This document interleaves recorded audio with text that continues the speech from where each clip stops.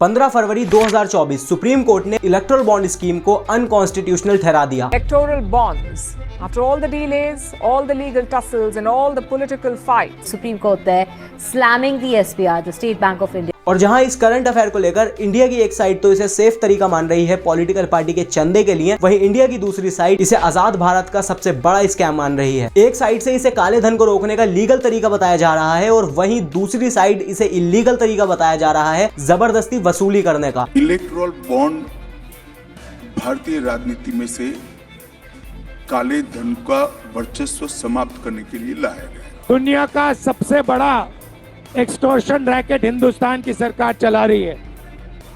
हजारों करोड़ रुपए नरेंद्र मोदी की पार्टी को बॉन्ड्स में दिए गए। तो जानते हैं क्या है इलेक्टोरल बॉन्ड, क्यों इसे लाया गया था एनडीए गवर्नमेंट के द्वारा और क्यों इसे आजाद भारत का सबसे बड़ा स्कैम कहा जा रहा है। इस केस की दोनों साइड्स को कवर करेंगे। आप अपना ओपिनियन कमेंट्स में दे सकते हो। आइए जानते हैं इलेक्टोरल बॉन्ड को।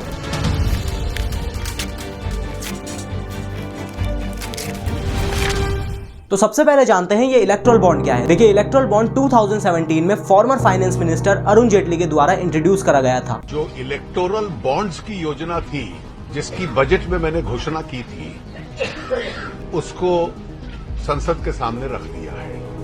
इसके पीछे उद्देश्य ये है कि जो चुनाव की और राजनीतिक दलों की फंडिंग मैकेनिज्म है, जो उनको पैसे के साधन मिलते हैं, उनको ट्रांसपेरेंट और साफ किया जाए। इलेक्टोरल बॉन्ड को अगर सिंपल शब्दों में समझे तो ये किसी भी पॉलिटिकल पार्टी को चंदा देने का एक जरिया है, जिससे देश का कोई भी इंसान या फिर कोई भी कंपनी पॉलिटिकल पार्टी को पैसे डोनेट कर सकती है और इसे स्टेट बैंक की कुछ स्पेसिफिक ब्रांच से ही खरीदा जा सकता है। इसमें एक बॉन्ड की कीमत 1000 रुपए, 10,000 रुपए, 1 लाख रुपए, 10 लाख रुपए और 1 करोड़ रुपए तक हो सकती है और पूरे साल के 4 महीनों में और उन 4 महीनों के 10 दिनों में ही इलेक्टोरल बॉन्ड को खरीदा जा सकता है, क्योंकि जनवरी, अप्रैल, जुलाई और अक्टूबर में ही अवेलेबल होता है। फॉर एग्जाम्पल, मैंने 10,000 रुपए के बॉन्ड्स खरीदे, उसे मैं अपनी मनपसंद पॉलिटिकल पार्टी या फिर मेरे लिए फायदेमंद पॉलिटिकल पार्टी है उसे मैं डोनेट कर सकता हूं और मैंने जिस भी पॉलिटिकल पार्टी को वो बॉन्ड्स डोनेट करे हैं, उस पॉलिटिकल पार्टी को 15 दिन के अंदर ही स्टेट बैंक की ब्रांच से उन बॉन्ड को रिडीम कराना होगा। और अगर वो पॉलिटिकल पार्टी 15 दिन के अंदर वो बॉन्ड कैश नहीं कराती है तो जो बॉन्ड मैंने खरीदा था, जिसकी वैल्यू 10,000 रुपए थी, वो ऑटोमेटिकली पीएम केयर फंड में चला जाएगा, यानी प्राइम मिनिस्टर केयर फंड में। और इन सब प्रोसेस में इलेक्टोरल बॉन्ड खरीदने वाले की पहचान को सेफ रखा जाएगा, यानी किसने इलेक्टोरल बॉन्ड खरीदा और किस पॉलिटिकल पार्टी को डोनेट किया, ये किसी को नहीं पता होगा सिवाय एसबीआई के और जिस पॉलिटिकल पार्टी को आपने चंदा दिया है उसके, जिससे सारा डेटा एसबीआई के पास रहेगा और एक ट्रांसपेरेंसी भी बनी रहेगी और जो चंदा काले धन के रूप में पॉलिटिकल पार्टीज को दिया जाता था उसे भी रोका जा सकेगा। लेकिन एक सवाल पैदा होता है, तो इसमें प्रॉब्लम क्या है? इससे पॉलिटिकल पार्टीज को चंदा ही तो दिया जा रहा है, इसमें स्कैम जैसी क्या चीज है? और इस स्कीम से काले धन को भी रोका जाएगा। तो आप थोड़ा सा वेट करिए, आपको असली गेम जल्द ही समझ में आ जाएगा। देखिए, पहले क्या होता था, जब भी कोई कंपनी पॉलिटिकल पार्टी को चंदा देती थी तो वहां एक एक्ट काम करता था, कंपनी एक्ट, जिसमें कंपनी सिर्फ अपने 3 साल के नेट प्रॉफिट में से 7.5% ही पॉलिटिकल पार्टी को डोनेट कर सकती थी। इससे फायदा क्या था कि कोई भी कंपनी चंदे के रूप में काले धन को इस्तेमाल नहीं कर सकती थी, क्योंकि कंपनी एक्ट के तहत उनके ऊपर एक लिमिट सेट होती थी। लेकिन इलेक्टोरल बॉन्ड के बाद कंपनीज के ऊपर कोई भी लिमिट नहीं है, कोई भी कंपनी जितना चाहे जब चाहे पॉलिटिकल पार्टीज को चंदा दे सकती है। और जैसा मैंने आपको पहले बताया था कि इलेक्टोरल बॉन्ड खरीदने वाले का डेटा एसबीआई के पास रहेगा। और आपकी इन्फॉर्मेशन के लिए बता दूं कि एसबीआई गवर्नमेंट के अंडर में आती है और शायद इसीलिए कंपनीज के थ्रू जितना चंदा रूलिंग पार्टी को मिला है, करंटली रूलिंग पार्टी को मिला है, उतना चंदा विपक्षी पार्टी को मिला ही नहीं। क्योंकि एसबीआई गवर्नमेंट के अंडर में है तो जाहिर सी बात है कि इलेक्टोरल बॉन्ड का डेटा गवर्नमेंट के पास तो होगा ही। और इन सभी पॉइंट्स को देखकर इलेक्टोरल बॉन्ड के खिलाफ आईपीएल डाला जाता है सुप्रीम कोर्ट में, जिसमें कहा जाता है कि इलेक्टोरल बॉन्ड डोनेशन के डेटा को इलेक्शन कमीशन के पास जाने से रोका जा रहा है। और इस केस पर लगभग 4 साल इन्वेस्टिगेशन चलती है और 15 फरवरी 2024 सुप्रीम कोर्ट इलेक्टोरल बॉन्ड को स्ट्रक डाउन कर देती है और इसे असंवैधानिक ठहरा दिया जाता है। और सुप्रीम कोर्ट एसबीआई से बड़ा स्ट्रिक्टली कहता है कि इलेक्टोरल बॉन्ड का डेटा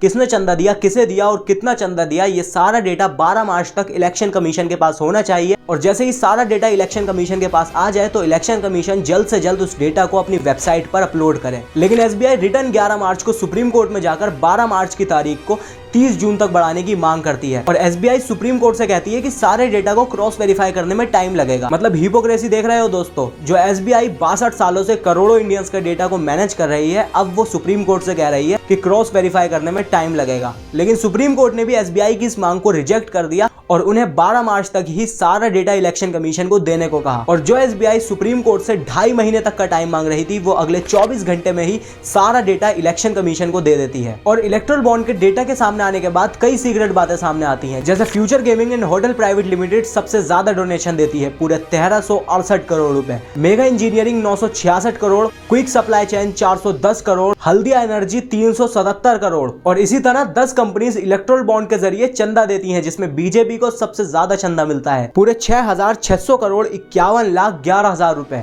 टीएमसी को 1600 करोड़, कांग्रेस को 1400 करोड़, बीआरएस को 1200 करोड़ और ऐसी ही बाकी पार्टीज को भी डोनेशन मिलता है। अब सबसे ज्यादा डोनेशन करने वाली company future gaming and hotel private limited थी और ये कंपनी 1991 में स्टैब्लिश हुई थी सैंटियागो मार्टिन के द्वारा। ये company basically lottery business run करती है, जो कि इंडिया में काफी सारे स्टेट्स में बैन है। और गेम शुरू होता है जब ईडी इनकी कंपनी पर 2019 में मनी लॉन्ड्रिंग से जुड़े केस पर इन्वेस्टिगेशन शुरू करती है और कंपनी की 250 करोड़ तक की प्रॉपर्टी सीज कर देती है। और ईडी इनकी कंपनी पर एलिगेशन लगाती है कि मार्टिन और उनके पार्टनर ने लॉटरी के विनिंग प्राइस को एक्सटेंड करके 910 करोड़ रुपए का इलीगल प्रॉफिट जनरेट करा है। और इसी तरह लगातार ईडी मार्टिन के ऑफिस पर रेड लगाती है। लेकिन फिर इनकी कंपनी ने 21 अक्टूबर 2020 में पहला इलेक्ट्रल बॉन्ड परचेज किया और फिर तो इनकी कंपनी लगातार बॉन्ड की परचेज में लग जाती है और ये कंपनी बन जाती है सबसे ज्यादा डोनेट करने वाली कंपनी, जिसने सबसे ज्यादा बॉन्ड्स के जरिए डोनेशन करी थी। अब ज्यादातर ओपोजिशन पार्टीज का कहना है कि मार्टिन ने रूलिंग पार्टी को चंदा दिया ताकि वो ईडी की इन्वेस्टिगेशन से बच सके। और जैसा एसबीआई ने सारा डेटा इलेक्शन कमीशन को दे दिया था, सिवाय उसके कि किस कंपनी ने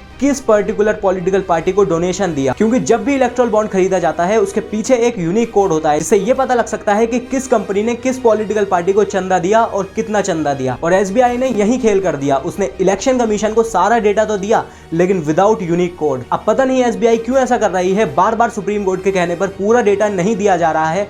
किस बात का प्रेशर है एसबीआई के ऊपर, ये तो एसबीआई ही जानती है। और फ्यूचर गेमिंग तो सिर्फ एक कंपनी है, ऐसे ही Megha engineering, quick supply chain, Vedanta limited और हल्दिया एनर्जी, इन्होंने कितना ही लीगल प्रॉफिट कमाया है और सरकार को डोनेशन देकर उनका मुंह बंद करा है। अगर इन सब कंपनीज के घोटालों की वीडियो बनाई जाए तो एक अलग से वीडियो बन जाएगी। बाकी इस केस में मैं आपको अपना ओपिनियन नहीं दूंगा, आप खुद डिसाइड करो कि कौन सही है और कौन गलत। उम्मीद करता हूं कि आपको इस केस स्टडी से सब समझ में आया होगा।